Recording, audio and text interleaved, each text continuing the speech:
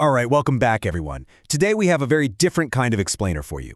We are literally leaving the bright, clean halls of our usual analysis and stepping directly into the dark, psychological ruins of a grim, dark Gothic fable. We're going to explore this profound piece of philosophical fiction called The Poisoned Anchor, the Theology of Resentment. It's an intense journey into the architecture of the human soul, specifically focusing on what happens when pain and trauma become our primary identity. So grab a lantern, stay close, and let's explore these haunted halls together. To truly get this concept, we have to listen to the story's narrator. He's this chilling figure known as the Preacher of Resentment, and he greets us with a deeply unsettling thought. He says, "Welcome to the ruins of your own making. I tell you that the chain was not a cage, but a spine." Just let that sink in for a second. He's speaking to anyone who has ever felt broken, suggesting that the very things that bind us are actually what give us our structure. He's pulling us straight into his haunted house, setting the stage for a deeply uncomfortable look at how we cling to our own suffering. Okay, let's dive into this. The philosophical heart beating beneath this dark fable is actually the Nietzschean concept of Sklavenmoral, or slave morality. It's essentially a framework where a person doesn't create their own original affirmative values. Instead, their entire identity is built as a reaction against a past master. They use resentment, this deep, lingering bitterness, as their absolute anchor. They quite literally don't know who they are without the thing they hate. And this isn't just about historical slavery. It's a profound psychological state that our preacher sees as the ultimate, tragic truth of the human condition. Let's look at Chapter 1, The Jewel of Iron. Picture this scene with me. A man has been a prisoner in a completely dark, damp dungeon for 40 long years. That stone box is his entire known universe. Suddenly, one day, the heavy iron doors are unlocked. They are pushed wide open, revealing a vibrant, sun-drenched field just outside. The visual contrast is absolute, right? You have the cold, suffocating dark on one side and the blinding, terrifying infinity of freedom on the other. But he doesn't run out into the grass, he doesn't embrace the sun. Instead, he just sits right on the threshold, obsessively cleaning the rust off his old, heavy leg iron with a delicate scrap of silk. He shows incredible reverence for the instrument of his torture, treating the brutal metal as if it were a holy relic.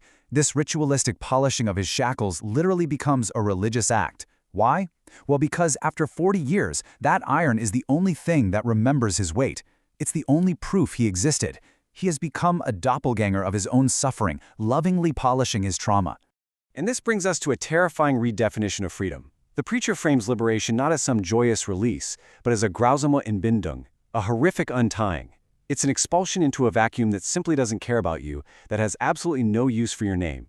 Compared to the dizzying terror of that infinite empty space, subjugation actually offers comfort. It provides the familiar gloom of a well-fitted shackle.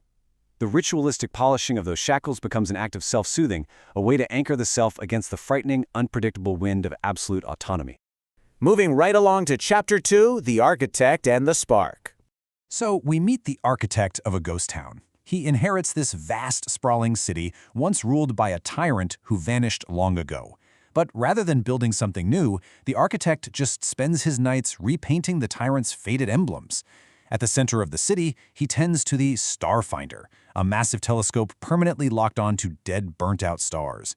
It is a literal monument to eternal petrification. He declares, "My soul is a haunted house, built on the foundation of a vanished authority." He structures his entire life around ghosts, because he simply cannot fathom a world where he is his own master. Now, in the exact same woods outside that ghost town, another parable unfolds. A solitary traveler stumbles upon something incredible, a verdant spark. This isn't just a regular fire. It's a glowing fragment of raw, creative life force. It represents pure, unbridled potential, and the terrifying responsibility of self-creation, and the traveler's reaction to this profound discovery. It's intensely revealing. First, he discovers the verdant spark, illuminating the infinite possibilities of his life. But second, seized by the absolute terror that this spark will demand he actually become something greater, he immediately smothers it beneath a heavy stone. He crushes it to create just a tiny, manageable, dark warmth. And finally, step 3, he retreats. He joins a voluntary herd of others who have done the exact same thing, trading the blinding light of their potential for the absolute safety of what the fable calls an emerald dungeon. He literally begs to be bound, choosing the dark because the light of freedom was just too much to endure. Which brings us to Chapter 3, Phantoms of the Mirror. Consider this tragic progression for a second. First, we have a legally, physically emancipated man standing free before a mirror. But when he looks at his reflection, he sees only the face of the man who once whipped him. He tries to declare his own name, but his tongue only remembers the prayers of servitude he used to offer his former owner. So he's physically free, right? But mentally, absolutely bound. And finally, you get this complete transition from a living man into a spectral captive. He becomes a phantom haunting his own history, totally unable to live in the present because his gaze is violently locked on the shadow behind him. The preacher, of course, absolutely revels in this tragedy. He tells us, "I am the ghast, the phantom who is aghast at the void, and I invite you to haunt your own history with me." And this brilliantly illustrates the core danger of this mindset. The old word ghast connects the idea of a ghost with the feeling of being terrified or aghast. Without a master to oppose, without that external pressure to push against, this phantom identity has no actual substance. It becomes nothing but smoke scattering in a predatory wind. And finally, Chapter 4, the spirit of gravity and the spirit of negation. Let's actually map out the parables we've just explored to see how this all connects. The polished iron represents an identity rooted purely in suffering. The empty gallows symbolize a pathological fixation on vanished authority. And the hidden spark shows the absolute terror of true autonomy. This is exactly where the preacher channels the spirit of negation, this dark force that simply says no to life. He takes the natural fluidity of the world and uses resentment to petrify the soul, convincing his followers that the heavy gravity of their past is literally the only thing keeping them from flying apart. Now, to really understand this failure, we have to look at its opposites. The text contrasts the preacher with two distinct figures, the self-authoring ascetic, Siegfried, and the weaver. And what's fascinating is that the weaver and Siegfried actually represent a shared failure. Siegfried aggressively attempts to strike and shatter the anvil to forge a new destiny, but he breaks his hammer against the unchangeable past. The weaver, conversely, tries to weave beautiful illusions to cover the anvil, simply hiding the trauma. But the preacher? He takes a darker, completely passive route. He turns the anvil into an altar of suffering and mocks them both. He builds a sanctuary of stagnation, preferring the guaranteed safety of failure over the magnificent risk of creation. Actually, there is a piece of absolute arcane lore hidden in the text's philology that you have to see. The author draws a profound etymological connection between the old German words star and sterben. Star means to be rigid, petrified, or stone still. Sterben means to die.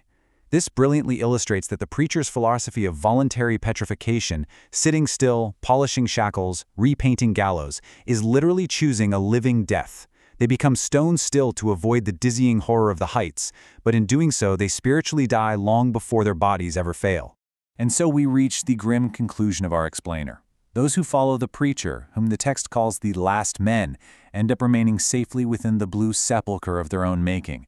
This poisoned soul, this heavy anchor of resentment we've been talking about, it isn't actually a weapon against the world. It is simply a final, cowardly refuge. It is a place to hide from a dynamic, ever-changing world that demands a strength and a vulnerability that they simply refuse to possess. Which leaves us standing at the exit of this haunted house, forced to look at our own reflections. I want to leave you with this final, chilling question to take away from this explainer today. When the heavy iron doors of your own history are finally thrown wide open, are you going to step out into the dizzying horror of the heights and embrace the horrific untying of true freedom? Or will you sit on the threshold, in the familiar gloom, and lovingly polish the remnants of your own subjugation? Think deeply about the emerald dungeons you might be building right now. Thank you so much for joining me on this deep dive into the shadows, and keep questioning what anchors you.